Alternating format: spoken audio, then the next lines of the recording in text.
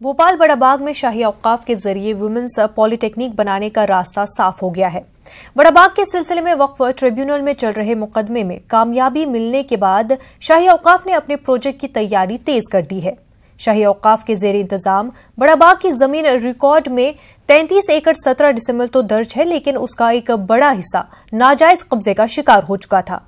कब्जे के खिलाफ शाही औकाफ ने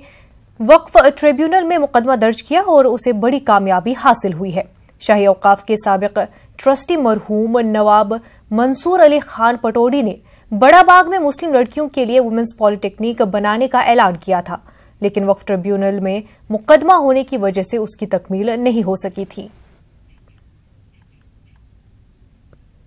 औकाफ के फेवर में फैसला हो गया कि ये भूमि शाही औकाफ को बिलोंग करती है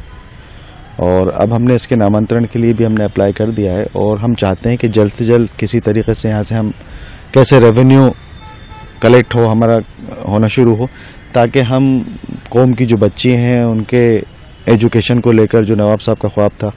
उसको किस तरीके से पूरा करें, वो हमारा पहला टारगेट है। और यहाँ से जो रेवेन्यू कलेक्शन आएगा उसमें जो